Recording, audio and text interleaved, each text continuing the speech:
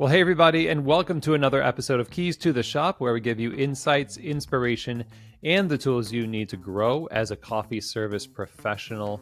Thank you so much for taking the time to be here today. And it's always a really meaningful thing to know that you are investing into learning and growing with the community of people who have been listening to the show for a while. If you're new to the show, thank you again to you. It's really special that you've been introduced to Keys to the Shop. We've got 900 and some odd different episodes that we have produced over the course of almost 8 years. And one of the great things you should do to stay up to date is subscribe to the show. The show has, a outlet on YouTube. You can subscribe there. I'll wait to hear on the YouTube channel, but also, of course, the podcast players. Whether that's just Apple Podcasts or something like Overcast, which I use, and Spotify as well. So subscribe to the show. That really helps get the word out there, or at least rate the show. So when people search for coffee content online around business and development, management, leadership, it really does help. And so also sharing episodes on social media is a big thing too. So thank you so much. Now, one thing I do want to mention here is that Keys to the Shop is part podcast, but also part consulting and coaching. And that's what I spend a lot of my time doing, one-on-one with people who are starting coffee shops or people who have already been running their coffee shop for a while, but they want to bring in somebody to help them elevate their operations, the quality, hospitality in people, whether that's a cafe assessment or just coaching and remote consultation. There's a lot of different ways that I have worked with people over the course of these many years. We've worked with over 80 different companies in the time that Keys to the Shop Consulting has been around. And maybe this is a good fit for you. So if you're interested in working one-on-one with myself here at Keys to the Shop Consulting, you can go ahead and email chris@keystotheshop.com. And we'll set up a free call. We'll have a conversation and just really get to know you and what's going on in your world and how it can help. Okay. So again, that's Chris@Keys to the Shop. And now today's episode is brought to you by two fantastic companies. First of all, we've got Ground Control.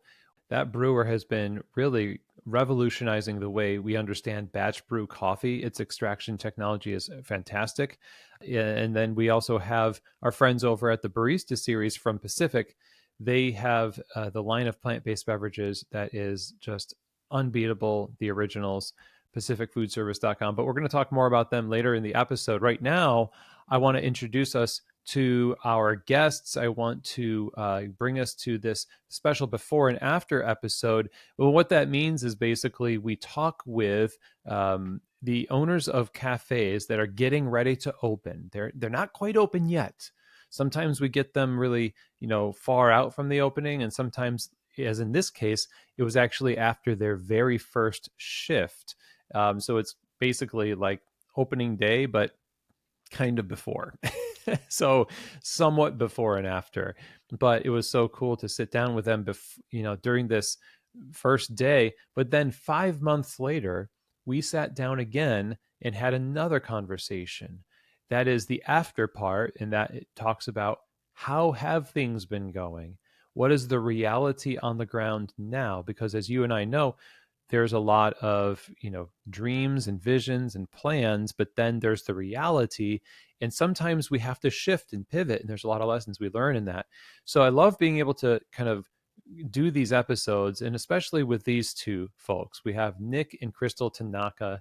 I would say these people are friends that I have gotten to know over the course of my time at Coffee Fest. The Tanaka family, just in general, has been like the mainstay family. I love seeing the support they give one another. Nick and Kenji have been competing for quite a long time, and the family, Krystal and Papa Tanaka out there, and I have just really gotten to see the heartwarming support they give one another. And so getting to see their plans come to fruition online, and then thinking this would be a great time to do a before and after episode with some really special people. I'm glad we got to make this a reality. So, Nick and Krystal Tanaka are the owners of this business. Now, they are siblings and they own Kohiko Coffee House. Kohiko Coffee House is located in Sugar Land, Texas. They've combined their unique backgrounds and extensive experience in the coffee and food and beverage worlds to create a space that brings quality coffee and a Japanese style hospitality to the Houston community. So, Nick Tanaka is the visionary behind Kohiko Coffee House. He had this idea for this coffee house during a trip to Japan. And he had already been in the business of coffee as a specialty coffee professional for a while, having worked as a barista in Sugar Land, Texas. He approached Krystal, his sister Krystal, with the idea during her time pursuing her MBA, which led them to working together as an entrepreneurial project in her final semester in her MBA program. And this is where they saw that their passions and strengths really complemented each other. So, as Peruvian and Japanese Americans, they felt particularly connected to bringing something unique and special to Sugarland. And they honed in on this idea of bringing quality coffee with Japanese hospitality to Houston. So, after Nick became a two-time Coffee Fest World Latte Art Champion and Krystal graduated from her program, they chose to pursue this endeavor together. And so their whole family has been so supportive throughout this whole time. Their grandfather, Roy Tanaka, who was an entrepreneur, instilled Japanese values and compassion and played a key role in shaping their vision. Their younger brother, Kenji Tanaka, continues to inspire them as he makes a name for himself in the coffee world. We all love Kenji, and they're really just grateful for their community who helped motivate and encourage them. And Kohiko Coffee House has been open, like I said, for these last 5 months in Sugarland, and it has been a wild ride, as you will learn. We are going to again start with this before episode, which is after the first day, actually, very early on, to hear about the development of this idea, the implementation of the build out and the planning and everything else. We're going to take that break in the middle, and then we're going to go to the after episode where we're going to get to talk with them 5 months in, 5 months wiser, and some scar tissue built up at this point, and some great insights on both ends of this conversation. So without anything else from me, let's get right to it. Here now is my conversation for Before and After Founder Friday with our friends Nick and Krystal Tanaka of Kohiko Coffee House. All right, Krystal and Nick, welcome to Keys to the Shop. How's it going today? Thanks for having us. Yeah, It's I going appreciate it. great. I've actually, I told you, I mean, maybe what, a year ago that I've been listening into your episodes. Biggest one I was listening to was, oh my gosh, he's the latte artist. I'm already blanking on the name. Um, One of the original latte artists. He's created like the Rosetta, the Flozetta. Oh, are you talking Um, about Nicely? Night. Well, yes, The I did watch Floza. Night. Yeah, that was a really great episode. And then I listened to a couple episodes about service and what it means to be a good manager. Mm-hmm. And that really inspired me to obviously open up a shop. That's awesome. I mean, I get to see you all quite often actually at Coffee Fest. The whole Tanaka family is renowned in the latte art space. Except me, but I'm a big supporter. Yes, yes. That's the thing is like your whole family is like family to the latte art people, and I think that's really cool. And now you've got a new coffee shop. And in the tradition of, this particular kind of episode, which is before and after episode, this is the first time that we're getting somebody on actually the first day of their soft opening.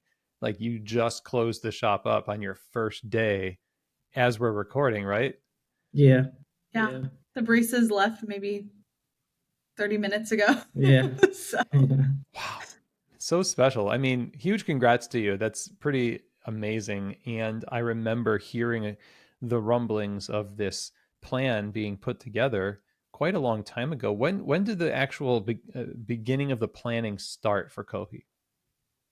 Yeah, so back in 2020, so that's when the whole world shifted, and I was a bartender, or sorry, a barista. I was a seasoned barista for 2 years now. At that time, I worked at this shop called Blending Coffee Club, and that was my first like ever barista position.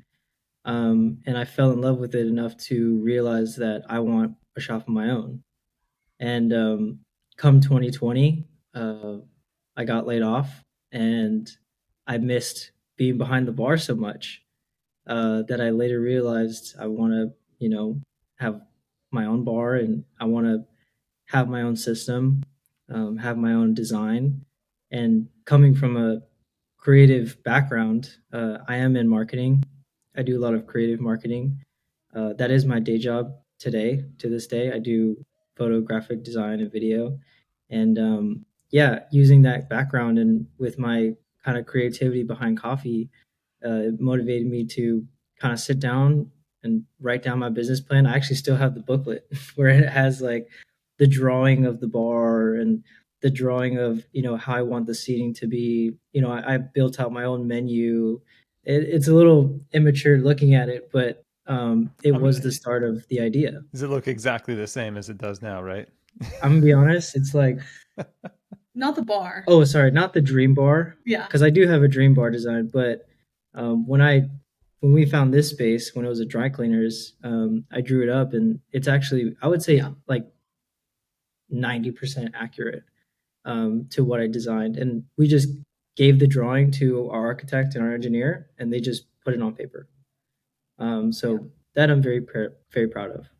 Yeah. I think from the very, very first in that scene notebook, Yeah, yeah. that was different. And that's actually when we switched from Kohi to Kohiko. So we've opened Kohiko, which is our first iteration of Kohi. It's almost like the child of Kohi. In Japanese culture, ko at the end of something often means like child of or Oh, little or something similar to that. It's not a direct translation, but um, I remember when you first came to me, I actually have a very vivid memory of this. I was almost halfway through my first year at an MBA program that I went through. And I was at my mom's house because the MBA program was in Houston. So I would drive here for the weekends. And we were having dinner, and he goes, I want to talk to you about this business plan. And I want you to tell me if you think it's a good idea. And I said, okay, like seriously? And he was like, no, seriously. And I was like, you don't want to do it here at the dinner table. You want to have like a conversation. mm. And he goes, yeah, let's go upstairs. So we went upstairs to the guest bedroom that I was staying at. And he pulls out this little notebook. It's probably this big, Hmm. right? And he says, this is what I want it to be. This is what I want it to be called. This is what I want it to feel like. This is what I want to serve. And I was getting close to the end of my first year where I was selecting my courses for my second year. And I said, there's a class. It's called New Enterprises, or it's an entrepreneurship class where you essentially like poke holes at a business idea. And I Yeah. said, do you want to be my partner? And we can go through this together, right? He couldn't go to class with me, but he was working on the project with me. And my professor knew that he was my business partner. And that's when we really put the idea together, right? Yeah, yeah. Yeah. That's pretty awesome. So you saw that through that process that it actually had legs. It was a idea that could happen because a lot of times, and we've talked about this on our show, people have the idea, I want to start a coffee shop. Now, granted, there are a lot of people who don't have experience in coffee and they say they want to start a coffee shop. You did. That puts you at a higher percentage of, likelihood of success just because you kind of know what it is you are going for, what the feel of it. But still, it probably, it was, at least it seems like it became evident that, hey, this has some legitimacy to it and it should be pursued further than just a exercise for an MBA class, right? Mhm. Yeah, definitely. I think for me, I I've never been a barista. And so that was the key to me even joining this venture with Nick and partnering with him, is I knew that he's the coffee genius. I knew he knew what it meant to be successful in the coffee industry. And those are all the things that I have no insight into. And so I think that was like literally the first class of that class was, what do you have in it? Right? Like, what do you know about this? What qualifies you to open it? Right? Like, I can't go open a dentist office. Like, I have no qualifications for that. Right. Right. And so I think that was the first thing that I really looked at. And it's very easy to see not only Nick, but my other brother, Kenji, both of them, when I'm at the dinner table with them and they're talking about coffee, you can see the passion and the knowledge. And I think when you have both those, it made it easier for me to see the potential success. Yeah, and I'll be honest, I was very naive when we first talked about the plan because truth is I didn't know if I knew everything. And I now know today I still don't.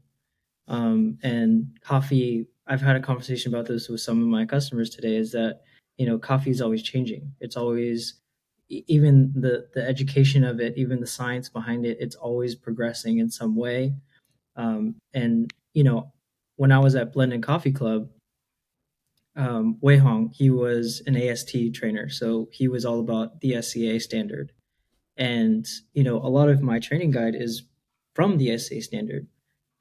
Obviously, I've changed it a lot since, I've been in the industry for so many years and, having so many conversations and even brewing some coffee of my own at home and proving to myself that, what I knew back then is always going to be changing now today, and it will change from when I'm 3 years into the business.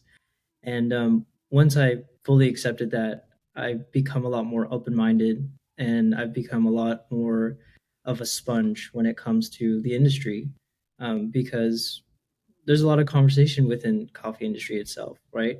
The hospitality of it, the service of it, the quality, um, um, and other factors that we like to consider. Mm-hmm. And yeah, I think back then I was lacking confidence, and to this day I still have some work to do. But over the time of building the shop, and especially being the general contractor of the build, um, it was a lot of learning and a lot of growth, tons of it. So you said you're the GC of the build. So you contracted out the labor and then oversaw the building of the actual building itself according to the plans that you had translated, architect translated into a workable plan for the workers to use. That doesn't sound like um, photography and marketing. So Yes, you're totally right. This was my first ever GC project, and in the middle of this, I'm also am working as a marketer. So I did do creative content for a company called Alphalete. I've actually been with them since 2020. They're a megaplex gym, and they obviously serve other than a gym, but they also serve at leisure clothing. mm, And I do marketing for all of that. I've been doing it since 2020. So at this point of my career in that field, um, it's very seamless for me. It's very quote unquote easy, um, and it's very what's the word I'm looking for? It's just It allowed you the time you needed. yeah, it allowed me Like, to separate myself from the GC project, and also allowed me to feel my creative outlet, while I'm also GCing the project and building on top of what it is today. I I see. think I'm just like, literally everything is flashing back from the last like 10 months of this. But I think we underestimated how large of the undertaking it would be for you to be the GC when we first decided. Oh, definitely. It was Like, like, oh, we need a GC. Who do we put? Oh, me. Let's put my name. It was yeah, literally that. yeah. And it was one of those moments where you're looking at all the build out cost, Yeah. right? And I will say this is a big lesson I learned is friends are great. Lean on your friends for support, lean on your family for support, lean on them. They're there for you for a reason. But when it comes to professional decisions, lean on a professional. Oh, and and the reason why I say that is we had a couple friends that have worked in construction that we sat down with and we trusted, and they're like, "Oh, you can get that trade for, I don't know, maybe 10,000." We're like, "Great, that sounds reasonable." And all the bids were coming 25 to 40,000. And we were knocking on doors. Hey, yeah. can we send you this plan? Can we do this bid? Can you and and it became very clear very quickly that this was not going to be a $50,000 build out or a $75,000 build out. This space previously was a dry cleaner drop off. So it didn't have the plumbing lines where we needed it to. It didn't have the walls where we needed it to. The reason why we chose it though is it's probably the lowest rent you're going to find in the Sugar Land area. So the overhead cost on recurring monthly costs was really low, um, but obviously takes an initial cost up front. And so to when I started to pinch the numbers and was starting to look at everything, adding on a GC adds on like a 10%, you know, fee on top of that for them to manage. And we at the time just didn't have that funding. And so we sat down and my dad's done a lot of house projects. We're like, how hard is it to be a GC? And he was like, you can do it. And I mean, he did. He did do it. Yes. He lost a lot of sleep over it. Yeah. Yeah. Sure, but what doing it yourself like that, it's managing the expertise, but it's not necessary for you to have their expertise, correct? Yeah. Yeah. Okay. And you're a guy who's been in positions of training and leading yourself and orchestrating photo shoots. I imagine there's a lot of crossover between the organizational mind you've developed as a professional and how to just apply that in different ways for things you've not done, but maybe there's a bit of a crossover there. Yeah. I didn't think much of it. But I think things like this is a lot about organizing. Um, Yeah, and that's your manual. yeah, yeah, it's my rule book, my rule book. Yeah. Um, and the older that I got, I realized, just keeping it in your head isn't going to do you anything. So the more that I wrote things down, the more that I, kind of put all my heads on the paper, all my thoughts on the paper, it really leveled out what was going on inside my head, and that has a lot to do with the GC project, Mm-hmm. and also the training of the team and the structure of the bar. And So we did a lot of meetings like that where we we would did, brain dump. We had a yeah, working document and we met. I mean, we talked every day, but we formally met on a Zoom call Mondays and Wednesdays every mhm. week where we would screen share on Zoom. I would pull up our working doc and we would just brain dump. What are all the things you're working on? What are all the things? Okay, what's the expectation from this trade? What's the expectation from this trade? Chris, he would say, Krystal, like, what orders have you put in this week? And he would say, I need a refrigerator. And I would look at the numbers and be like, okay, based off our budget, I am looking for this. And I would go find the fridges and I would send it to him for review and for Mm-hmm. approval. Um, Yeah. and that's how we work. So it was a lot of documenting, a lot. And that was the only way we could keep each other accountable. Mm. Because we tried at the beginning just texting and just being like, hey, are you going to do this? Can you do that? Going back and going back and forth. And then we realized like there's just too much to do. You can't keep up that way. Yeah, that's smart. And because you've got such a passion for coffee, and also there's a lot of momentum, it's a very meaningful project. Without that organization, I'm sure things could go off the rails very quickly with a lot of ideas that kind of cloud your judgment or get you kind of sidetracked. So staying focused, I imagine, was quite an important thing.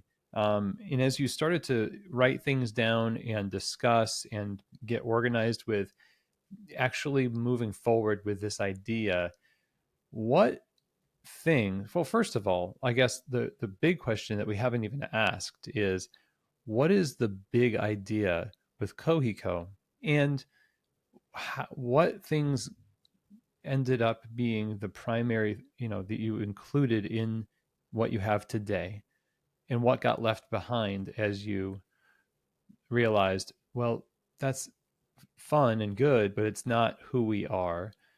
So let's refine it. And now this is who we are now. Like, what is Kohiko, and how did it become what your customers experienced today? Can I answer that? Yeah. Okay. Yeah. Well, when I first brought the idea to Kohiko, to Krystal, we always talked about my trip to Japan. I went to Japan in 2019 of March with my dad as a birthday present for me, It was graduation. or my graduation present. Sorry, my bad. Nice. And I had my best friend with me that is actually one of my baristas today. And not knowing he was also into coffee, me and my dad and my best friend, we would go to Japan and see the best coffee shops. Like when we're talking Yeah. Glitch, we're talking Coffee Mame, we're talking, Onibus, we're talking, even Streamer Coffee. Like all of these really good coffee shops that model very greatly in the Japan market, right? Um, I wanted to bring pretty much exact footprint of that here. You It's a Japan market, right? And Yeah. we are trying to put into the US market. And again, me being naive, I didn't understand why it wouldn't work. For example, we're actually sitting in a cubby right now, and in Japan, when you come to a coffee shop, majority of your seating is either one or two tops. You never see four tops. You never see anything above four tops, even five or six. And that's because in Japan, everyone commutes and everyone kind of comes in singles or doubles. Um, I realized that's not the case in the U.S. market, let alone Sugarland, Texas. That's a very family-oriented uh, market. And after doing some market research and looking into our average household income, for local to our zip code, I realized that we do have to adjust for that. We do have to look into changing it not to a Japanese coffee shop, but to a Japanese American coffee shop. And at the end of the day, we are Japanese American. We're not Japanese, and it's something, it's more than just the coffee thing. It's a personal thing as well. Like I'm we're Japanese and Peruvian and a little bit of Chinese. My mom is Peruvian, so that's where we get our Peruvian blood, and then my dad is full Japanese. And my sister, she's responded really well to her Latin background, and me, I've responded really well to my Asian background, my Japanese background. So I felt so loved and I felt so connected and honestly related to a lot of what people experience in Japan. And you know I want to bring that so much here. For example, things about Japan, like a vending machine. We can't leave a vending machine out because people might steal it. And they won't have that problem in Japan. Those are the things that we definitely had to let go. But at the end of the day, it also helped us embrace our identity versus what we wanted it to be, which was a Japanese coffee shop. So I would like to argue that we are a Japanese American coffee shop, not a Japanese coffee shop. I agree. The only thing I would say I'd add is like the one thing that we really wanted to bring with us that we discussed a lot is still feeling Japanese hospitality. So while we don't have the exact replica, maybe from a physical standpoint, right, on some of the things that we thought and when I say we, it was really you, right? The ideas you thought, oh, I want this, I want this, I want this. And the more we talked about it, we were still able to translate the core of who we are is Japanese hospitality, Japanese quality, and Japanese flavors, right? And so with that at the center, I think it made it easier for us to make decisions and pivot when we were able to keep that in mind. Can I ask you to define Japanese hospitality? Oh, man, I love it. Bring out the Yeah, manual. No, I'm just kidding. no, We're gonna read you a chapter. I've No. been prepared for this question because Japanese hospitality is very unique, and it's something that people can't really experience until you go to Japan.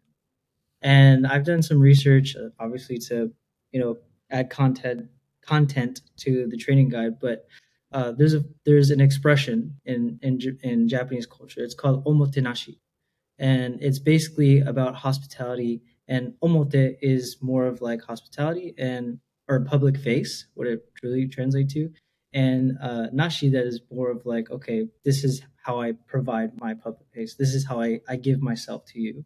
And so omotenashi is the way that Japanese people, or yes, the people of Japan, serve their hospitality of one, not what is seen but what is felt.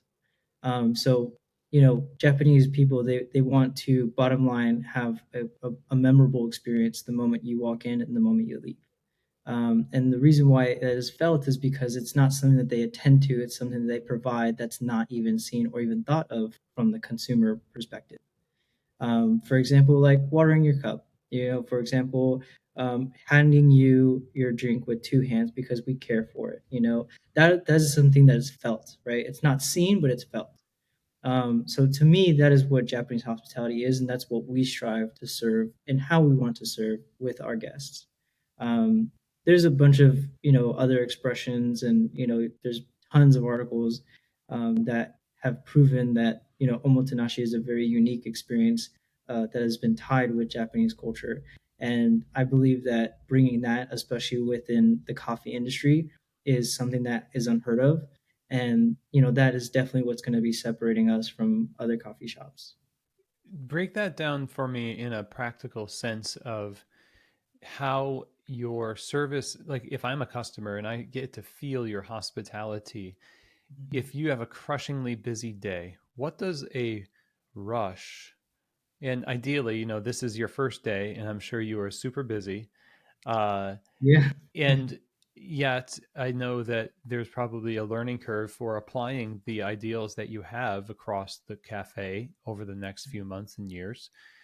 But ideally speaking, if you're talking about a line out the door, providing that kind of service makes maybe the average American nervous because it sounds slow, and it's it sounds Yeah. um, so intentional as to maybe not be profitable, I suppose. Yeah. So explain a little bit about the practicalities of applying that ideal. Yeah, I'll be honest, that's a tough question because, you are right. This is our first day, and there is, again, a period to prove our concept, right?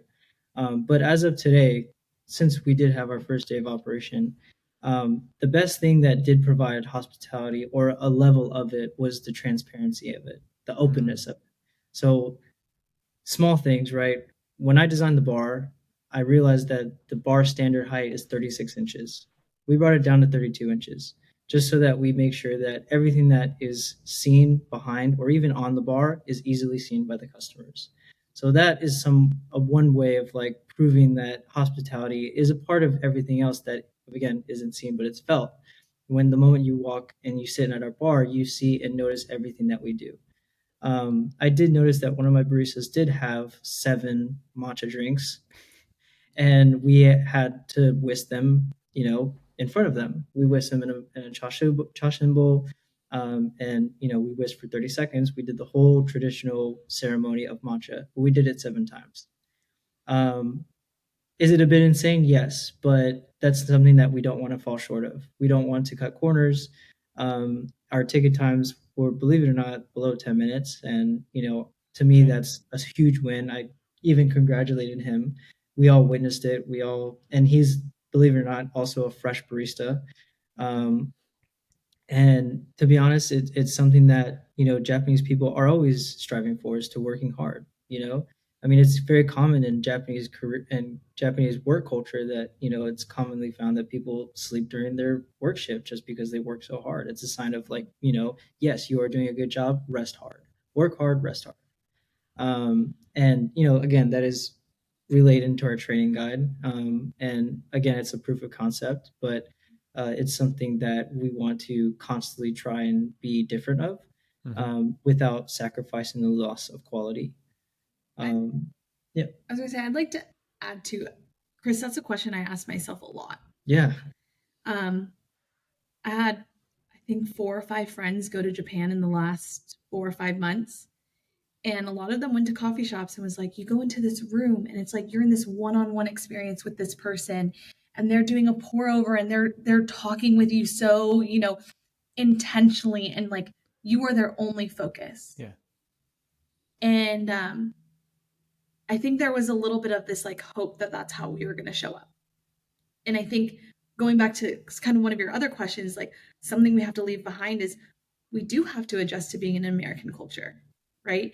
And so I think there's going to be a point over the next several months that we're going to have to figure out that balance, right? Because the whole point is we do want people to come in here and not have to feel like we're rushing them, right?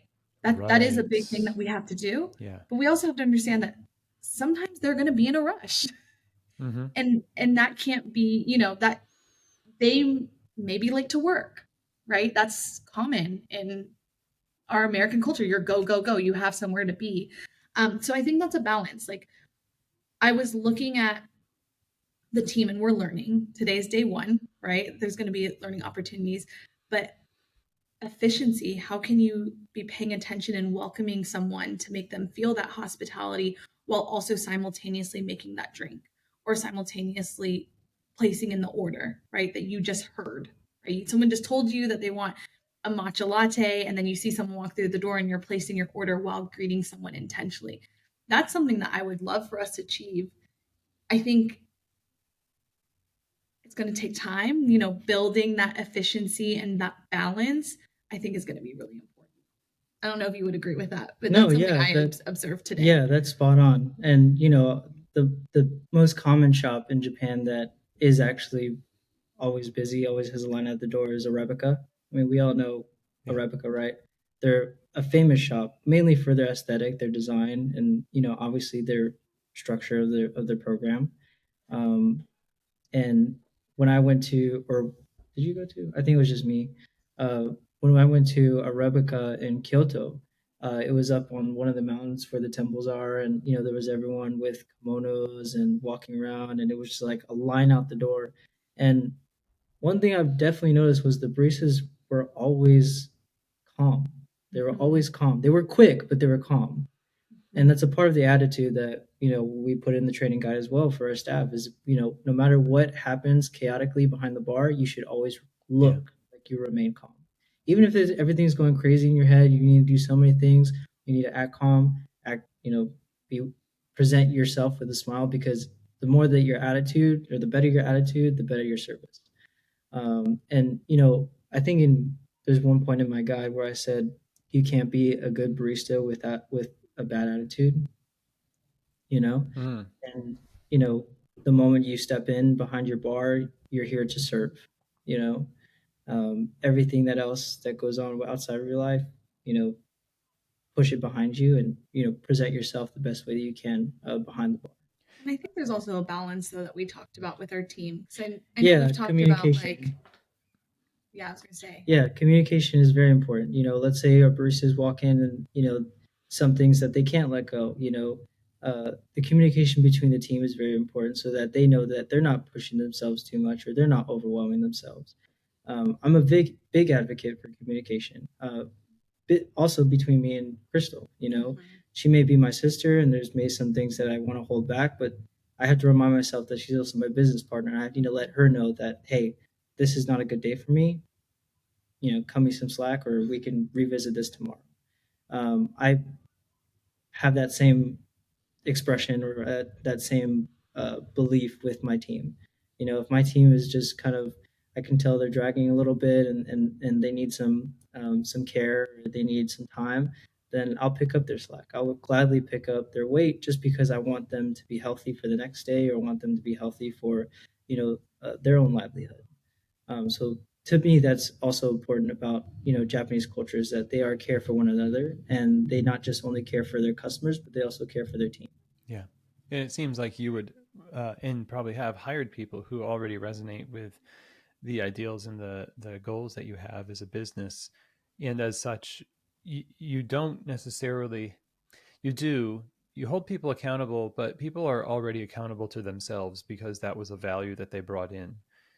And to your point, if you have a bad day, it's not like you don't know you're having a bad day. And then to some level, you're almost in a, you know, I felt this in the past, like a little disappointing. I'm disappointing my own standard for myself and my service. Not only that, but obviously the people around me rely on me to work.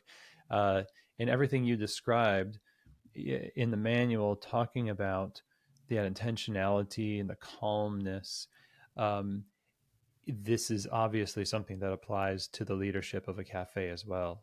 If you want your baristas to be very calm and, you know, everything is chaos because the drinks are piling up, well then obviously owners who have like all that stuff piling up mentally, all of the paperwork, all of the plumbing and electric and the things that are just not right in front of them, it seems like it would apply to them as well. Yeah, we talked about that. Was it the night before we got our inspections done, or the I, day after? I believe so. You can remind me though. Yeah. Either way, we talked about it because we did a little bit of a leadership workshop between the two of us. Oh We're yes, actually only yes. we still have a few more days of it, but where we've kind of sat down and just thought about who are we as leaders and how are we going to show up and what do we value, and I think the reason why those values were important to us was because sometimes if you don't have them written down somewhere, or sometimes if you don't have it concrete and something happens, it's really easy to say, hey, remember we agreed that this is how we're going to show up, and this action or this the way we spoke to each other or to somebody else or to a vendor or to whatever um, doesn't align with that, right? And how can we improve ourselves as leaders? Yeah. One of the things we talked about, and this actually comes from way long ago, I think it was 7 years ago, is the first time I became a leader. And I had a team of about 9. I was a team lead, and I'll never forget the feedback that I got. And I was like, hey, are you stressed today? And I was like, yeah, I'm stressed, but like, don't worry about it. Like, you guys keep doing your thing. And they're like, well, what can we do to help? And I was like, don't even worry about it. Like, I got it. I got it. And they're like, well, when you're stressed, I'm stressed. And I was like, oh my gosh, because me, I was like, I'll just carry the world so that way I don't have to stress out my team. And then when you realize is like, if you're the leader and you're stressed and you're presenting stressed, that actually impacts other people too, right? Especially the people that care about you. And when you have a really strong team and we build a really strong culture, in, I don't love calling teams families because that's, it's different. But what I mean by this is like when you are a close knit group and you care about each other, if someone shows up stressed, you're just gonna you're gonna carry some of that. Yeah. And so I think for us, that was a really good reminder. Is like, okay, it was a sprint to opening. It was a really big sprint. And I think I was driven because my mom is going to go take care of my grandfather who's 107 years old. In California. And she had to leave Sunday. Like that was like the last day. And we really wanted her to see it open. So we did a family friends event for her, just so she could see all our hard work kind of come to life. But we sat there and we're like, okay, but we got to do this in a way that we don't stress out the team, right? Like, what are some of the things that we can do? So, and a lot of that stems also from resting, eating, taking care of yourself. Like, I think those are also things. Sorry if I went on a rant there, but I do feel very passionate about that topic. Yeah. Well, it sounds like the very same concept, but in reverse, uh, where you are providing something felt to your guests that is supposed to be positive, and in the way that you present yourself to your coworkers and your staff, you feel the same thing. But you just said you kind of catch that feeling from other people, even if you're just standing next to somebody. That proves it's like the substance of that unseen thing that you want to provide for people in your service. That's pretty cool. I Now that you got the first day under your belt, I'm really curious how you experienced this first day. And then the follow up to that, as we wrap up this part one, is in the next few months, what do you want to see on the hospitality front, like the operational hospitality front and the business side of things? And what goals do you have there that you want to see unfurled in the next few months? It exceeded my expectations, for real, on multiple fronts. From a financial front, of course, we're obviously a business. We have to look at financials. So yes, I was pleasantly happy with where we turned out. Okay. But from a outside looking in terms of like just being proud of what you've created, right? Nicholas has been the heart of a lot of the creation aspect, and I've been a lot of the background, and operations and doing all the contracts and all that stuff. Um, it was a really strong teamwork. We have opposing strengths, like my strengths are not his strengths are not my strengths. We complement each other. And so to see it all work out the way that it did was amazing. We had people that we knew that came to support us. We had people we didn't know that saw us on Instagram and showed up. My favorite moment was my high school marketing and DECA teacher came in this morning. I haven't seen him in 12 years. Okay. And he's following our Instagram journey. And he came in and we talked, and we talked for a little while. It was earlier in the morning before we got busy. And it was just so surreal to think back to being in high school. Yeah. In high school, the minute I turned 16, I had always worked in the service industry, from a barbecue joint to a server to bartender, all through high school, through college, a little bit after college. And so to think through that journey and him talk to me about, do you remember this? Do you remember that was your goal and this? And then to see it all play out and to look around and say, this place is full. And we're getting compliments left and right. Someone told me that they were served the best cappuccino that they've had since Europe. Wow. Like, how do you beat that kind of compliment? So great. Right? So yeah, I would say it exceeded my expectations, for real. I was extremely proud of Nick behind bar. First time I've ever experienced being on that side of the bar with him, which is very exciting. I've heard about it, right? I've seen it. I've been his customer many, many of times. But to see him in action, leading, training was phenomenal. Kenji, who you obviously know, was here as well. And seeing him and just seeing us together was great. What I hope to see the next time we talk, that balance, I think is something we're nervous about, right? Because we don't know how it's going to play out. We don't know what I do know is there's going to be pivots along the way, right? You have to stay young in business. You have to be able to know when to pivot, make changes, be adaptable. But I can't tell the future, so I don't know what those pivots are going to be. Yeah. But I hope we figure it out, because I think the balance is going to be key. And I want people to have a recognizable experience when they come. So I want them to feel a certain way and remember the way that feels and want to come back. So hopefully by the next time we talk, we have more of a community, like a real community, that people who are like just excited to be here and to experience what we have to offer. That's my answer. Yours could be completely different, but I mean, yeah. Today, I mean, it also exceeded my expectations for sure. But in the way that people believe in me, for sure. Um, or actually, better yet, I believe myself now. You know, and my experience is, my perspective is different, right? Because I've been in this space every day for 8 months, and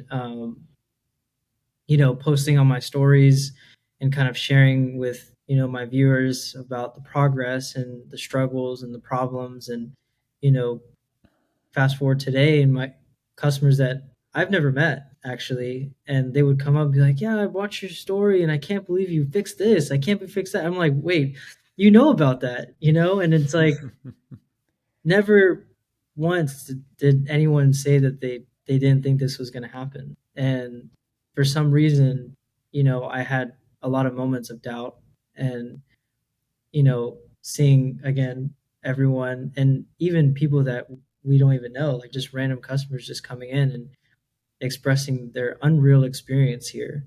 Um, it is the first day, granted, but I definitely hope to exceed everyone's expectations behind the hospitality perspective and the quality perspective.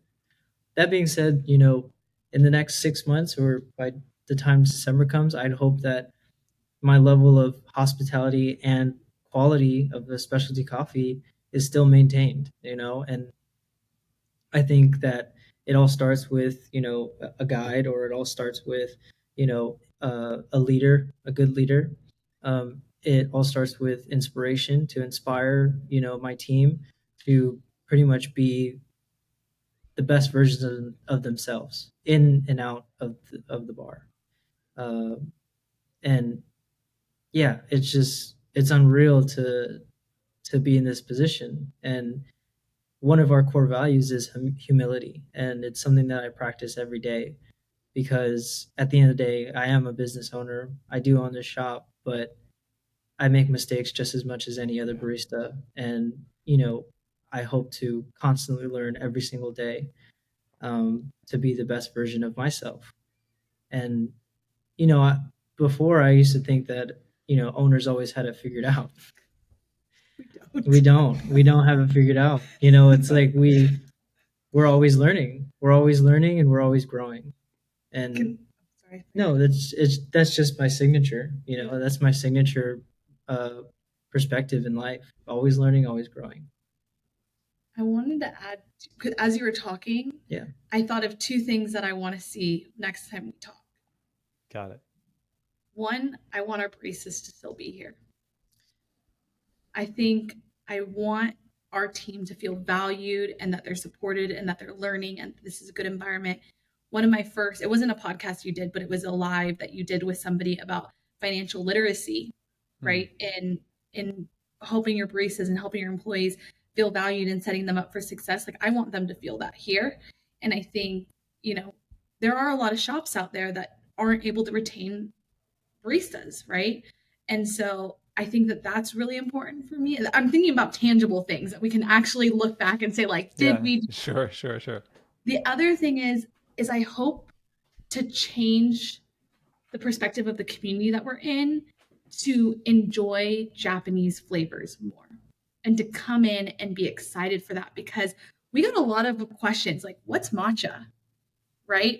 Or yeah, like we did, right? We had people that were we got asked like what's matcha or like, oh, I've never had Okay. matcha before. Okay. Like what does it taste like or things like that. So that was an interesting moment, right? Like, okay, we got some education to do here, right? Okay. We got to Cool. expand. And then there was another customer that asked, why'd you choose brown sugar as your signature syrup? All of Mm-hmm. our syrups are made in house and that being we're Okinawan Japanese, and that's a big flavor profile for them. And so we were explaining, and I realized like there's a lot of people who do know Japanese flavors who are going to Mm-hmm. seek us out, but there's also going to be a lot of people that I think are going to stumble across us. And I want them to come back because they enjoyed those Japanese flavors just as much as we want them to. Yeah. That's awesome. And I can only imagine just the number of stories you're going to have of interactions with people that just open up their eyes, their palates, and just their hearts, not to sound too sappy, to a different kind of hospitality that for some might feel like, what is this? But I like it. Yeah. Yes. So thank you so much, Krystal and Nick. I'm excited to reconvene our chat in a few months to see how things have been going, but it sounds amazing. And I'm so glad to hear the community was turning out today to experience what you have built at Kohiko, and it just sounds beautiful. So thank you both. Thank you so much. Thank you, Chris. This is fun. Well, hey, everybody, it's Chris, and I hope you really have been enjoying this conversation with Nick and Krystal. Pretty awesome, this first part of the conversation, just talking about how things went on that first day, but what went on before that and the story of how this evolved over their journey of entrepreneurship. Now, before we get to our next part, the after part, I want to talk to you a little bit about our sponsors here today, and that is Ground Control, starting with them at groundcontrol.coffee. That is, talking about something like today's topic, standing out, like a unique concept. Ground Control offers you an opportunity to differentiate your cafe with extraction technology that opens up the just possibility for flavor in coffee, batch brew coffee, like never before. Not only that, the Ground Control brewer is able to make extracts and concentrates for batched cold brew and batched iced lattes. Lots of people who use this machine around the world use it for those reasons as well. So go to the website, groundcontrol.coffee. Their new brewer is coming out. It's 30% higher output of those concentrates. It's actually a smaller unit, which fits in more places in your cafe. Super attractive, as always, and worth checking out, definitely. So again, groundcontrol.coffee. Now, we also have our friends sponsoring the show today at the Barista Series, who from the dawn of time, it seems, have been producing high-quality plant-based beverages that the coffee industry turns to when they want something that is consistently excellent for their customers. The Barista Series stands up to the heat from steaming, produces great texture, the balance of the flavor focuses on the coffee, and it's all by design because it's created for baristas, tested by baristas, and you get the result in the cup for the customer that helps them come back to your cafe again and again. So if you want samples and try it for yourself, go to pacificfoodservice.com and see what I mean. If you want the best plant-based beverages for your customers, I encourage you, check out the Barista Series from Pacific. And with that, let's get right back to our episode. Now, going into the 5 months from the day we had this first before conversation, 5 months later, Kohiko Coffee House, we're going to check in with our friends Nick and Krystal Tanaka. And a lot of things have changed in their lives and in the business. Let's hear about it. Here we go. Well, Krystal, Nick, welcome back 5 months later to Keys to the Shop. How are you? We're doing great. Yeah, we're doing great. I think the shop is doing great. I think we're doing great as individuals, and I think that's a good position to be in. I would say we're also tired. Yeah. Yeah. If we're being real, I think, it's true. Owning a business is a lot of work. Mm-hmm. And expect to be tired and expect to have to prioritize certain things. I'm sure it'll come up at some point. Nick and I both have life things happening. And it's interesting when you have a priority like a business, but a priority like getting engaged or having a baby or, just other things in life. We're doing amazing in that sense, but we're also very tired. So, but it's good. We lean on each other a lot. Yeah, that's interesting. So you're expecting, and then Nick, you just got engaged.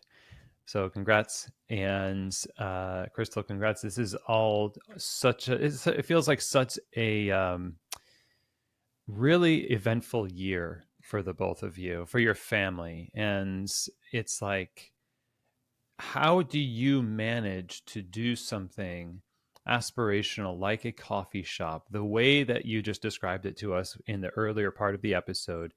It's aspirational. It's very meaningful for you. And you've seen so many different versions of coffee shops. This is not an easy thing to do, but also maintain this personal life and navigate these other areas well. I don't know if there's like there's no silver bullet here. There's no secret, right? But how have you managed to manage? Yeah, I mean, I can kick us off. I'm managing a lot. So I think last time we chatted, I had not um, shared about the pregnancy yet. I was still in my first trimester, and I was definitely in this moment of just like, oh my goodness, what is happening? Like, I Yeah. think I found out, my husband and I have wanted to start a family for a very long time. We did not anticipate the timing to align with the opening of the shop. To be transparent, when it didn't happen for us for a while, we were like, you know what? Let's wait till after the shop opens and give myself time to breathe. Um, we found out, I think, the week that we submitted for final permitting. And we were just That's like, funny. oh my God, like, what are we going to do? And it was the same weekend that we had all our family come out and paint the shop with us, which was awesome. And all of a sudden, everyone was like, why isn't Krystal here? And I hadn't told anyone yet. And I was like, I can't be there in the fumes, right? Like, because it's a small space. And so I was the, like, I was running to go get all the errands, like extra paint, extra brushes. Who needs water? Who needs drinks? And everyone's like, that's so weird that Krystal's not in here painting. It was just a weird moment. It was also the time where I got a promotion at my day job, my 9 to 5, and that was really weird. And then the shop opened. So it was a lot. I think for me, I leaned a lot on my village, Nick being one of the key people. Obviously, for personal stuff, my husband and my family. For work, I leaned a lot on my coworkers and my team. I was very transparent with them. But I think as far as a partnership in business, we had a lot of conversations regularly. And I'm very appreciative with Nick. He almost always starts every call with like, how are you feeling? I think that was really important to me. Um, and then same thing with me back, I would often ask, especially as Nick was starting to plan the engagement, right? He had bought the ring a few months ago. And I remember being on the phone being like, like I was like so excited. Yeah. And then after that, it was a lot of like, how are you feeling? Are you stressed? Are you okay? Is there anything we can do? And I'm going to be honest, there's a lot at the shop that I think Nick and I could have focused on in the first few months that we honestly had to sacrifice a little bit, right? And we know that this is a long-term play, and we try to focus on not having to do everything all at once. There was a time where we were sitting down, Nick was like, we should do t-shirts, we should do cups, let's do this. And I was like, yeah, I want to do maybe like a happy hour, like, half off pastries after a certain time. I want to do this. And maybe we should do a teacher's discount. We were just brainstorming everything. And we just sat there and we're like, so I'm not going to do it because I'm way too tired. Right. And you're not going to do it because you're a little too stressed right now. And it was just like, let's just pause and be okay with, we're in a good spot. We're in a great spot. There's room for growth. That doesn't mean that we need to chase that immediately, right? Sure. Yeah. And I think that really, really helped. That was a long-winded answer, but I think it really helped.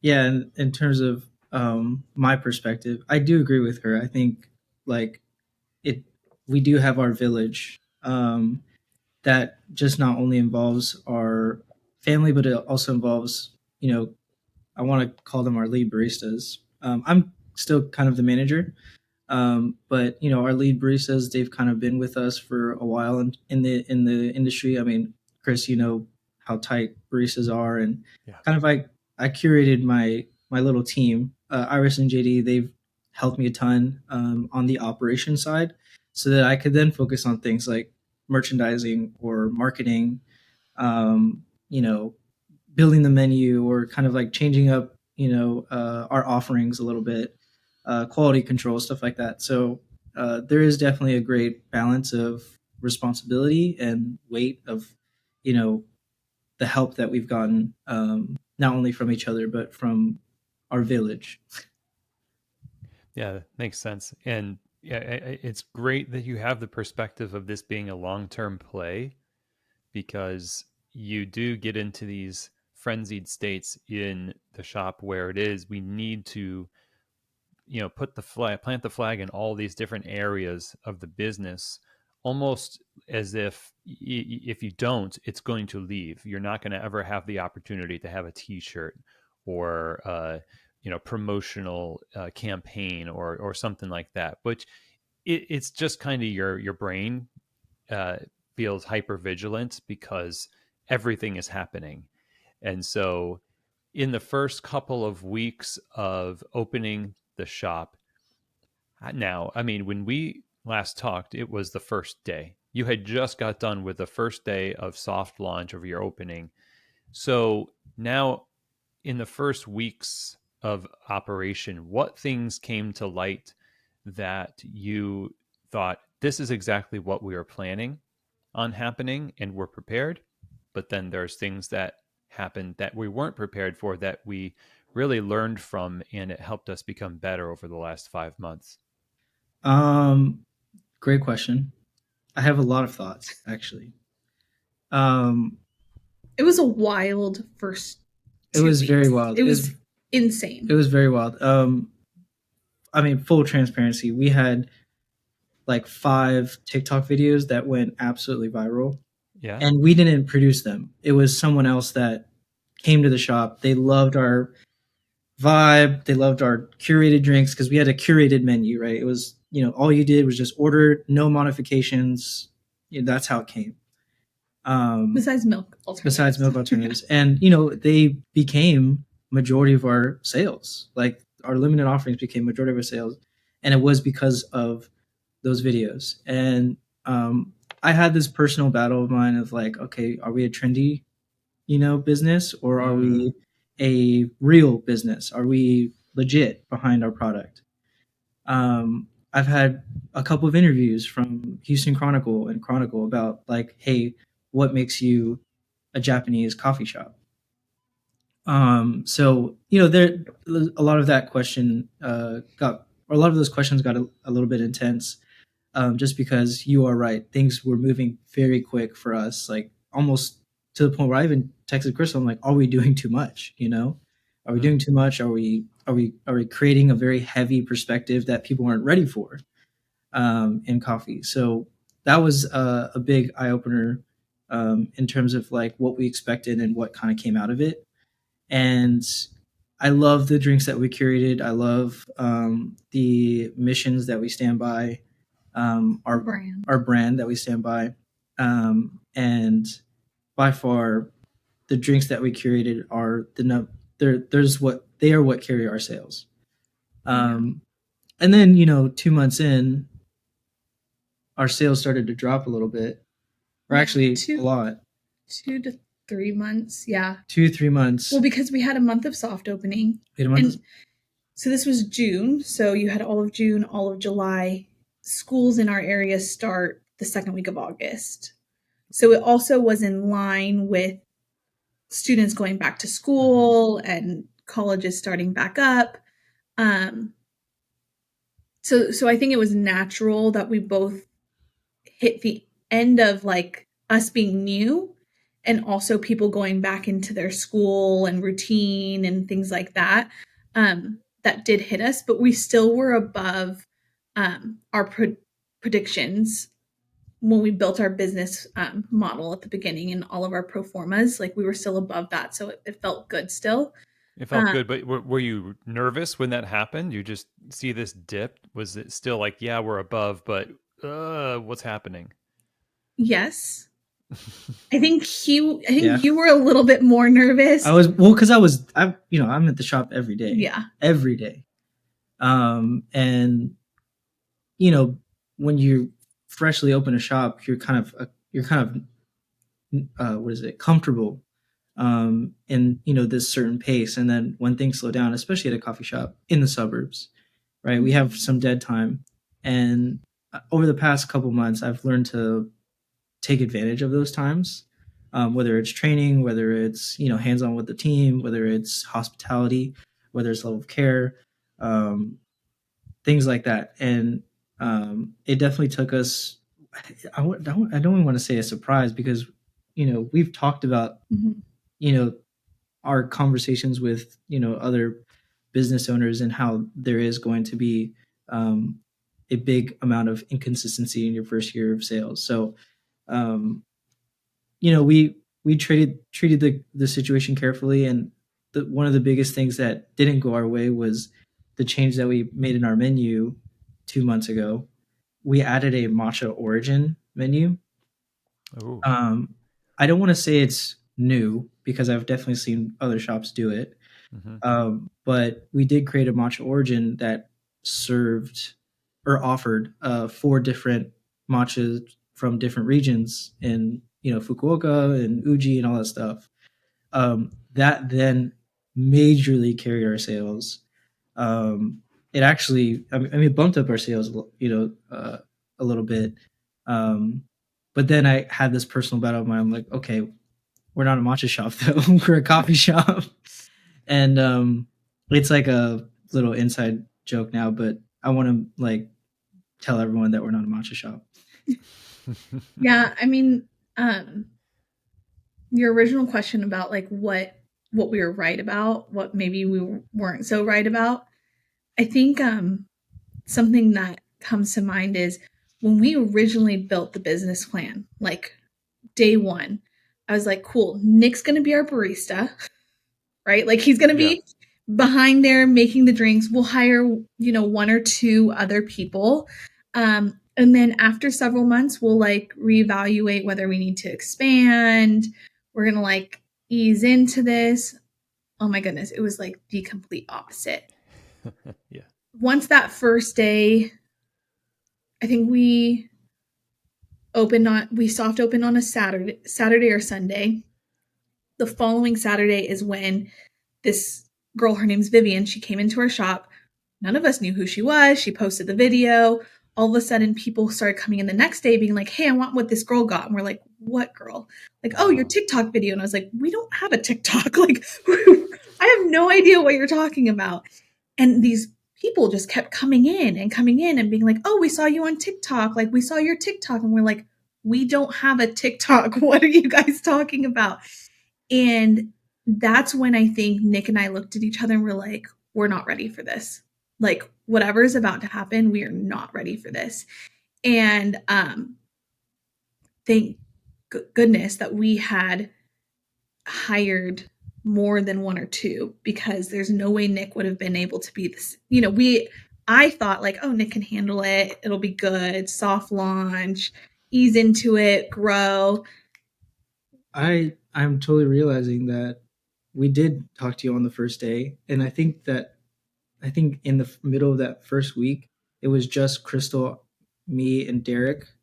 And we actually had to pull Krystal's friend behind the bar to make extra syrup. Because that was the next weekend, I think. That was the next weekend. Yeah. We served 242 drinks. And it was just me, her, Derek, and we're just Krystal's friend. And I was religiously behind the espresso machine because I was the only one that could make the drinks. Yeah. But that was the day that made me realize we did something really crazy, but also we need help. And I don't know if you remember on our first interview, you were like, what's something you're worried about? And I was like, I don't know. Like, we're in the suburbs where a good portion of the population is Asian, but also white families, like everywhere. So I wasn't sure how familiar people were going to be with matcha, which is funny because our first week we had a lady walk in and she came up and she was like, what is matcha? And like, what is Okinawa latte thing? Like she was just asking me all these questions and I was trying my best to answer. I was like, I don't know. It's like, I was not expecting to be grilled this morning at 8 a.m. But then everyone loved the matcha. Like he said, it became so popular. So that was something I was wrong about, because apparently everyone in the area loves matcha. Nice. But that day, I remember we were running out of matcha because everyone loved our matcha. And Nick looked at me and he was like, do we close the shop? What do we do? Like, there's nowhere in the Houston area that serves the matcha that we serve. Right. And he didn't want to sacrifice quality. Yep. And so we had to really think, like, what are we going to do? And what I do think it's funny. My best friend, we've been best friends since I was like 9 or 10. She came just to visit me, and she was sitting at the bar and she could see that we were drowning. And she goes, is there anything I can do? And I was like, you were a bartender. You know how to make simple syrup, right? And she's like, yeah. I was like, perfect. Our syrups are not that much different than like bartending simple syrup.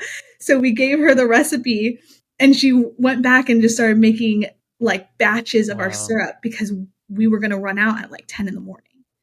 And that was insane. So in this victims of your own success, in a way, right off the bat, you got the Vivian effect happening with the TikTok, and people love what you do. And it's always interesting because it feels like there's this subconscious, like, we want to be successful, but slowly. And that's almost a plea for, like, I don't want to jump in. Kind of like when you go into a cold pool or something like that. You're just like, some people just cannonball in, and other people just like dip their toe in. A lot of entrepreneurs do that, where they will kind of want that success, but then it's a stressful thing to get it.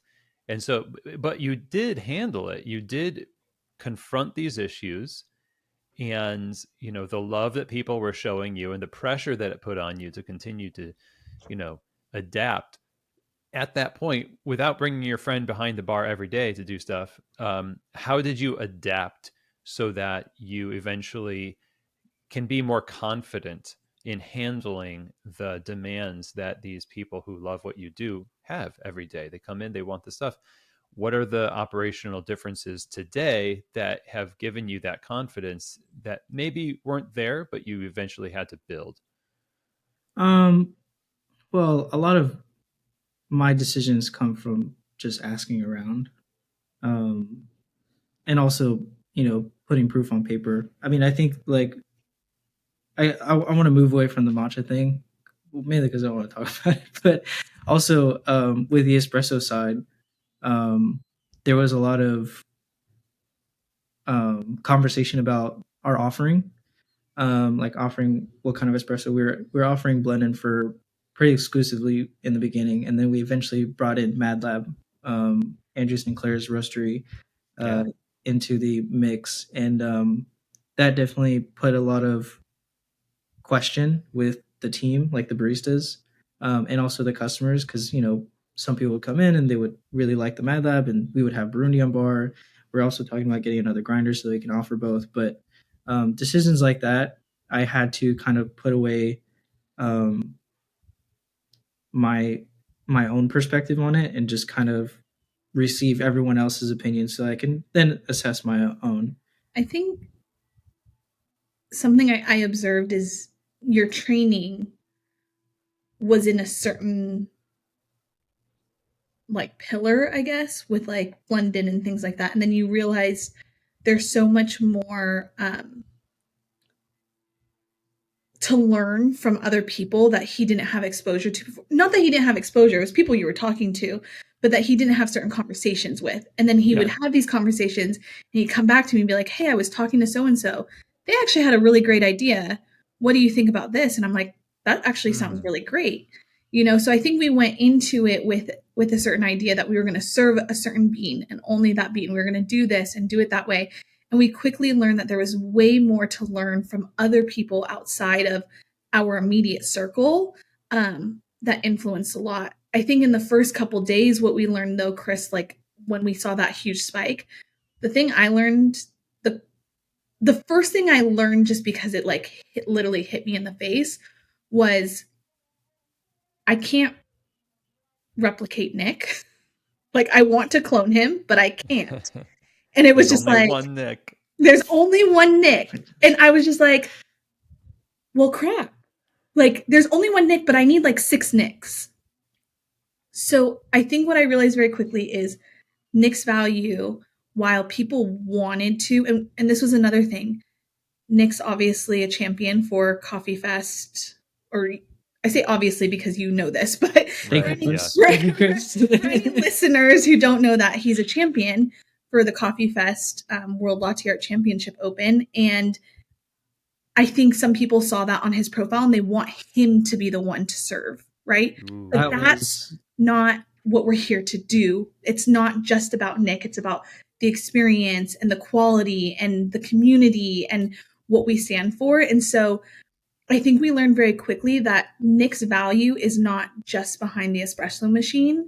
His value is actually being the one to train our team to provide the same quality of service, or to try to serve the same quality that Nick would.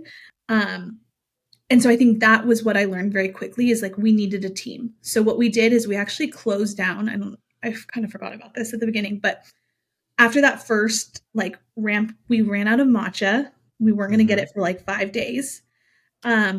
We ran out of syrups. I remember that. Like black sesame powder or something. So we were going to have to go buy more. And it was Sunday. It was Father's Day. Yeah. It was Father's Day. And we were just like, we can't do open this. We can't open tomorrow. Like, so we put signs up, we blasted it on our Instagram stories, and we're just like, we're closed for, I think it was like 4 days. 4 days. Yeah. And we hired and trained as quickly as we could. Like we literally were just like, we can't do it just us. And so that was a big, like I said, it really just hit me. Man, I forgot about that actually. Yeah. So that's why I was like, I think that's the biggest learning is like, okay, Nick cannot just be the one, slinging shots and steaming milk and doing everything. I can't just fill cups with water or cups with ice all day. That was another thing. We ran out of ice. Wow. Multiple days. We still to this day, we bag ice. Yeah. Put it in the freezer at the end of the shift to make it through weekends. We'll make it through the weekend barely. We're doing that so that for next summer, we can, eventually get a larger production ice machine. Yeah. But man, that was an eye opener. And we asked people and they're like, oh, that ice machine will be fine for you. And it wasn't. We were sending my dad like every couple hours, like, can you go to Chick-fil-A? Oh, we use Nugget ice. So we're like, can you go to Chick-fil-A and buy ice? Oh, and, yes. And he was literally, my dad was going and getting 4 or 5 bags of ice from Chick-fil-A just to help us get through the last 2 hours. I'm sure it was their pleasure to give it to you. I am curious, just as an aside, not to get off track, but a Nugget ice machine is what you use in your shop? Mm-hmm. And so it's not like one of these Manitowoc or Hoshizaki like towers of ice machines. It's real specialized, or is it supposed to be high capacity? It's specialized. It's not. I think 300 pounds. I'm pretty sure it's a 300-pound ice machine. Yeah. Or is it half that? 150. I don't remember. I want to say my brain is not working. I would have to pull up the sheet. Yeah, I was cleaning it. I think like a month ago, and I was looking at the manual. I'm pretty sure it's a 300 pound. That sounds right. Yeah, and it's like what 50-pound production per hour, or something like that. Yeah. So it's like next time, let's get the 500 if there's a 500 option. Most definitely. Yeah. Most definitely. I mean, we just had no idea. Yeah, no idea for sure.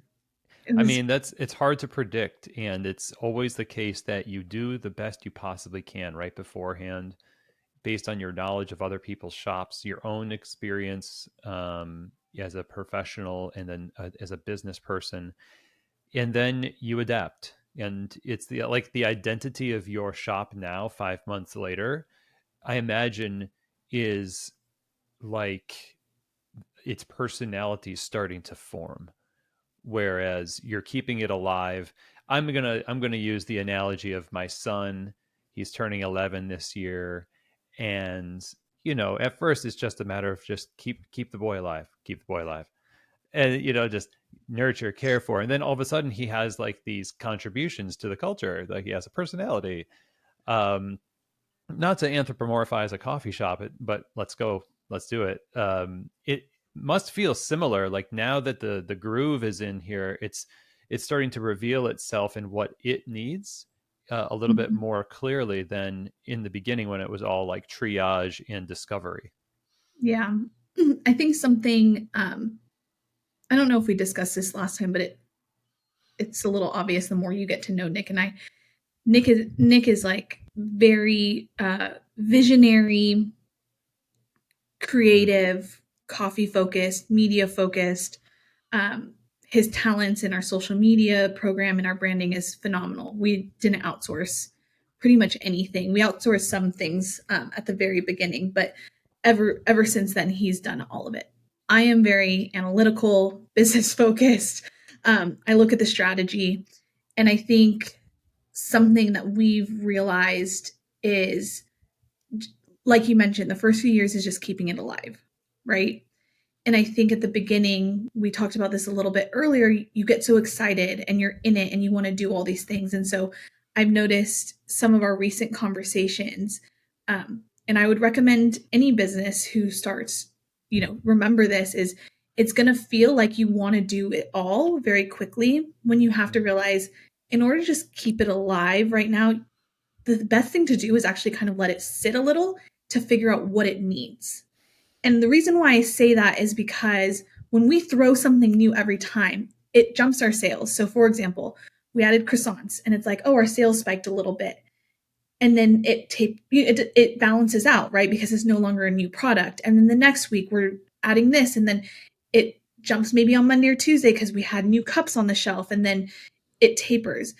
When you do that from at least a strategy standpoint and a business standpoint, when I'm looking at the numbers, it's hard for me to actually understand what our shop needs because every time we're doing something else that's almost like skewing what I'm seeing, if that makes sense. And so I think that's where we had our conversation literally just a couple weeks ago and was like, you know what? Maybe we just don't do anything new for just a little while. And let's actually see, let's see the numbers. If they dip a little, that's okay. We're in a good spot. We have a good cushion in our savings right now. We're on track with all our loans. And so let's just see what the baby needs, right?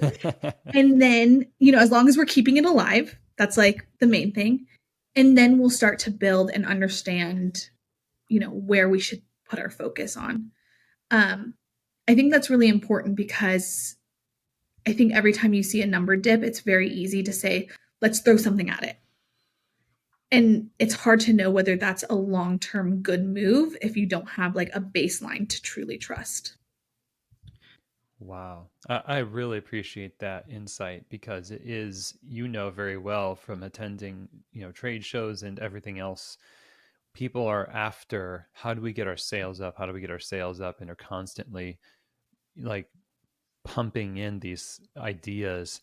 And the idea that there is something that you're masking, preventing you from making really good long-term decisions for your business is honestly, it's kind of a revelation for it's got to be for a lot of people. Mm-hmm. Yeah, I think it was. I mean, you even said it. You're like, I totally agree. We're doing a lot. I mean, when we had that conversation, I told her about the matcha thing, and she was like, "Well, are you sure you want to change it back? Because it is a contribution to our market, our community. Mm-hmm. I mean, majority of our customers, a significant majority of them, are Asian American, and it's because we put highlight on those umami forward flavors in coffee, and matchas being one of them. Sawada, he basically invented the military latte, and I want to honor and I want to represent what he created the best way I can. And in order to do that is to have excellent matcha with your excellent coffee. And I'm very blessed to have this community that we've kind of created and built a home for them, so that we can continue to create this brand of ours, that could eventually sustain itself for the rest of our the life of its brand. And I really appreciate that, and I do think like those perspectives help me make those decisions, to make sure that I'm doing a good decision or a bad decision. But nonetheless, I mean, I don't want to be known to be a matcha shop, but at the same time, it is a little bit part of our brand. It's our character, and to be a Japanese shop, we have to serve excellent tea. It really makes me think about when Maxwell Mooney was still an owner at Narrative Coffee in Everett, Washington. Early on, his wife baked these chocolate chip cookies, and it became a sensation. And they started to get worried about, are we a cookie shop? Are we like, everyone's asking about these cookies, but we've got this amazing curated coffee menu that is invented by, Maxwell and the team there. But instead, what they did is they created a hashtag campaign, Cookie and Run, uh, and it just took off. And it was like, no, like, this is, if this is the gateway, if this is the blueberry noted Ethiopian that opens the door for you to enjoy it, then fine. But that is a personal journey. It sounds like, especially after we've talked about it a few times in this interview, it's a personal hurdle to jump over to get to that point where you embrace the thing presented to you. And it sounds like you're doing it well, both in the sense of the product offering, but also in gaining insight from other people to help create what's necessary in the next phase of this business. And so far we've been talking about, and this will be my one of my last questions for you here, but um, your own personal journeys of discovery, and navigation, but then there's the team of people that you lead now. How do you communicate all of this stuff to them, to lead them well in the midst of what is just this raw discovery process in the first year, these first 5 months of Kohiko? That's a great question. Transparency. Yeah, transparency is the biggest, I guess, perspective I at least saw. Um, I easily found myself changing things and just telling the staff when the staff wasn't ready for it, and I had to take a step back. I mean, thankfully, I do have people like JD and Iris that can tell me, "Hey, dude, you're doing too much. Like, Mm-hmm. you gotta loop us in so that we can represent it the best way you imagine it to be." Biggest example being the matchas, because serving 4 different matchas, you have to have a dedicated station. You have to dedicated kettle. You have to have a dedicated whisk for each matcha. You don't want any not cross contamination, but cross. Let's say it's almost like you're blending beans, right? You Yeah. want to be very delicate and you want to be very considerate of what craft you are serving. And it was one perspective I was lacking. And Krystal, she was actually in town one day. I think I was out on a vacation, and she ordered extra chashin bowls, like the whisking bowls, because we just didn't have enough for the matchas. Um, but anyways, nonetheless, like, I think I'm still learning, right? But communicating with the leads and then them, communicating with the baristas, we kind of figured out a line of communication with both me and Krystal and, me and the lead baristas, so that we can then best represent the product and service the best way we can.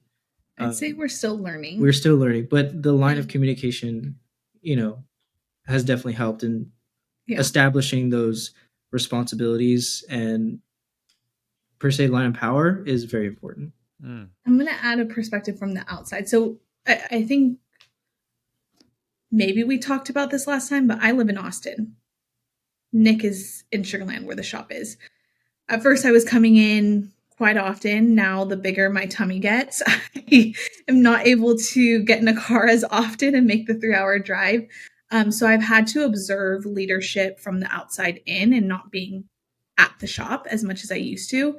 And that's opened my eyes a lot to what Nick's doing and the team needs from an outside perspective. And I've learned the transparency is really valued. And I think the team has expressed that. We've given them updates on, like, the last pay period, the average tip per hour was this, and this is, like, where we think you should be focused on, or this is how we're calculating it. We had barbacks for a little bit, and that changed our tip pool. So we were very open and transparent, and people were like, we didn't get this at previous jobs, And I think that builds a trust with them as well. Yeah. And we're also very understanding and we're open. I don't want people to feel like they can't come to us if they need a Saturday off because their uncle's in town and they haven't seen him in, 5 years. Like, I want that to be part of their trust with us. And I think they've done a great job at doing that. And then I've noticed a shift in Nick as a leader, presenting himself as a leader and not as a friend. And I think that's interesting because there's a balance. There's a difference between being someone's friend and then being someone's leader and being friendly and being kind and being genuine and taking a genuine interest in others, which I know Nick does, but in a way that's respectable, right? And is like, hey, I want to be here for you, but no, you cannot be 45 minutes late to a shift and then expect, to not be in trouble, right? Yes. But I think that was a big shift. Like when you were just like, hey, y'all, like, I understand that we're really friendly here and we get each other, but like at the end of the day, this is my life that he's pouring into this. This is my life as well. I think, and we want people to respect that too. Yeah, I think a big part of that is me also physically being there, like showing up and kind of proving to them that I do mean business. Yeah. And,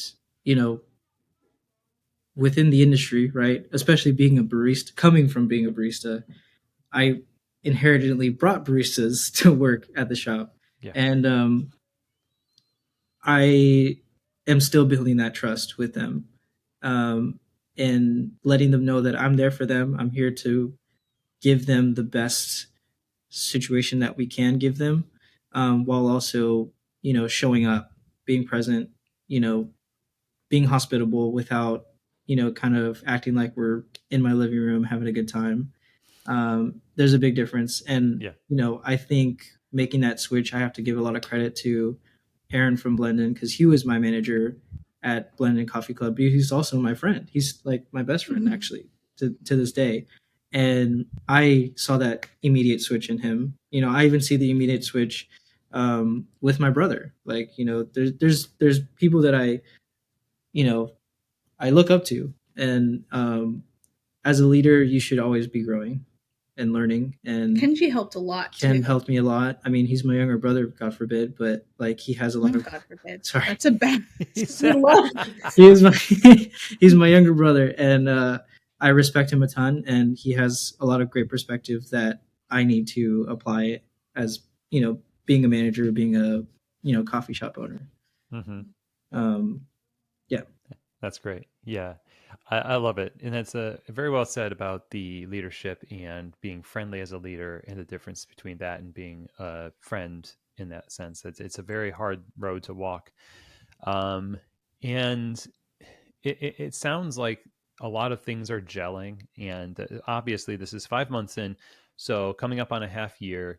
At the end of a full year, I imagine it's going to be more of the same revelations, only deeper, and maybe some new things. But from my perspective, it sounds like you're handling it with resilience and grace, and also I'm just really excited to see the growth of your individual families and this coffee family, if you will, in this community, kind of supporting what you have built. It's obvious you've really hit on something that people want and actually maybe even need, right?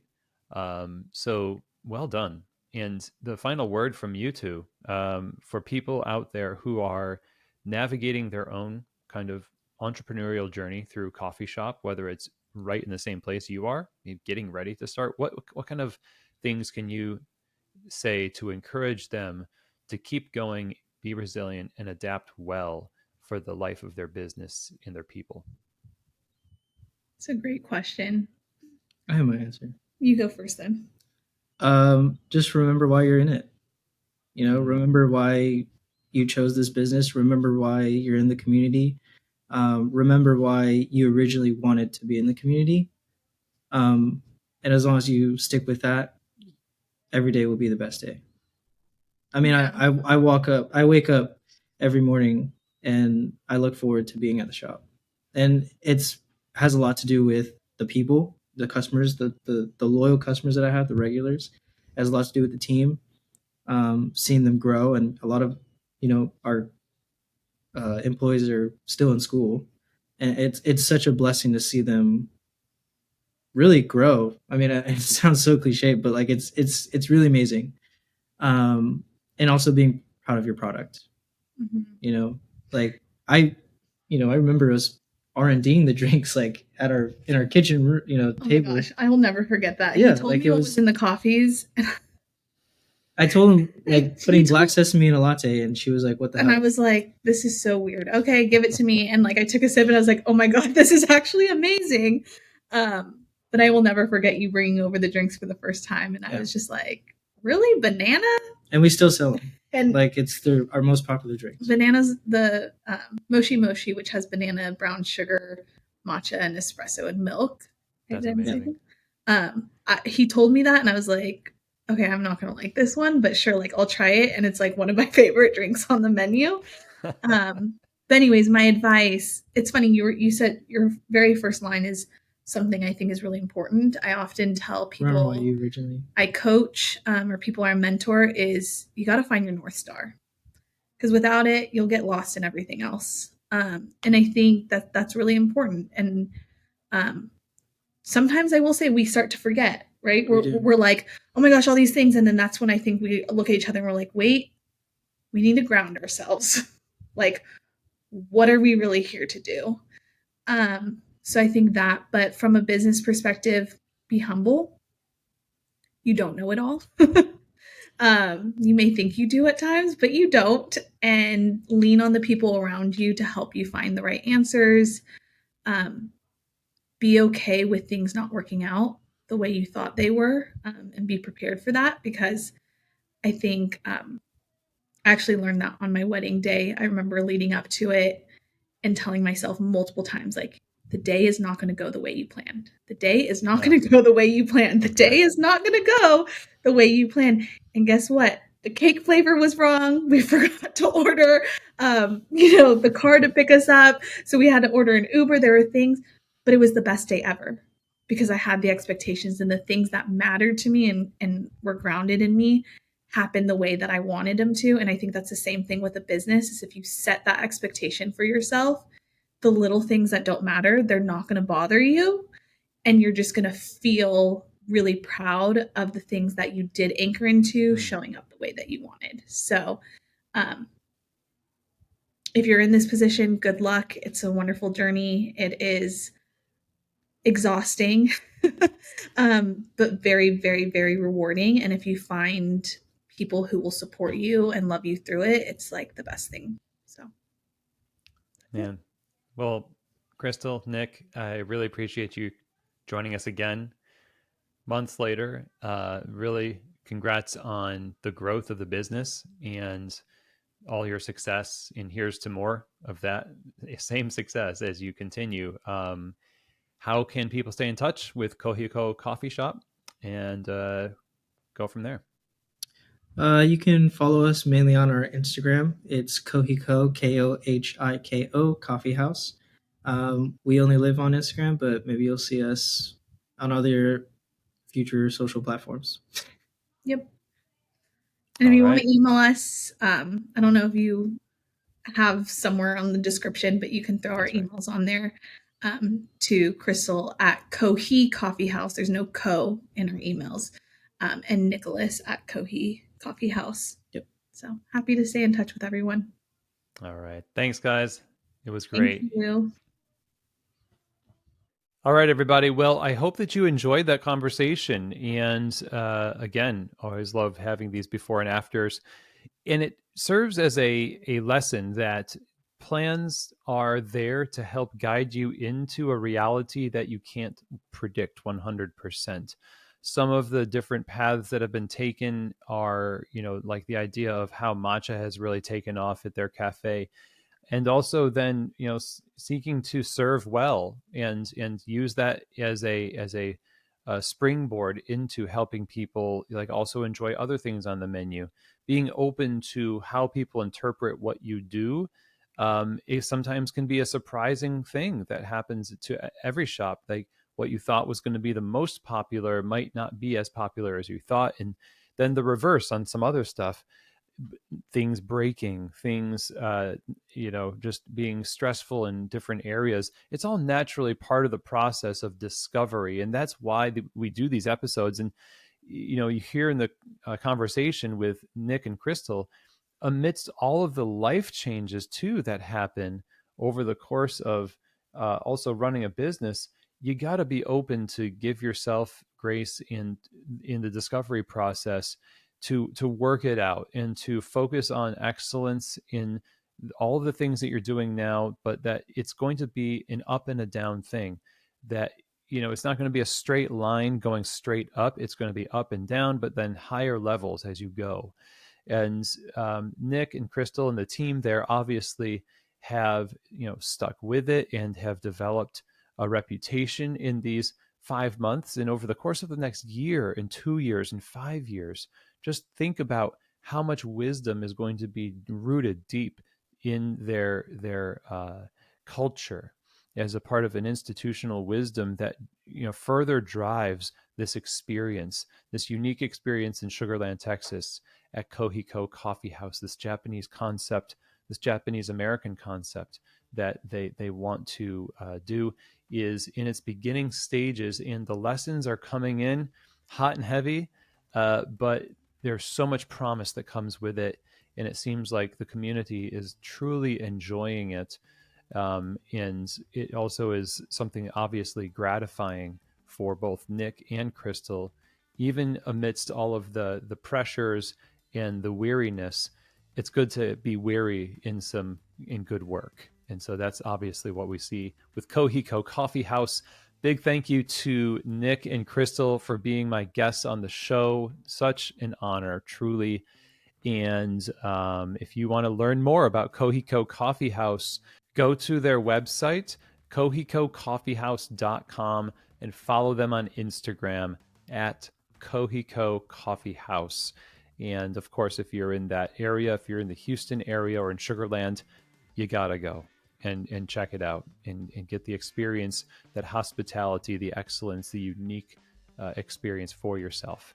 All right. So if you have any questions, comments, or feedback for me about today's episode, I would encourage you to just send it my way, chris@keystotheshop.com. And I'd be happy to just have a conversation with you, especially also if you're interested in consulting or coaching. You want to have a conversation about what that looks like, then that's where you do it. chris@keystotheshop.com. And you can also DM me. I talk to people and have conversations over on Instagram quite often. And obviously, this is a podcast. So conversations are, our trade is what we trade in, is words and ideas. And I hope that today's conversation was really positive for you. It was definitely encouraging to me. And thank you so much for spending time with us today on the show. Don't forget to subscribe and share these episodes. And as always, I hope that this episode has truly given you keys to the shop.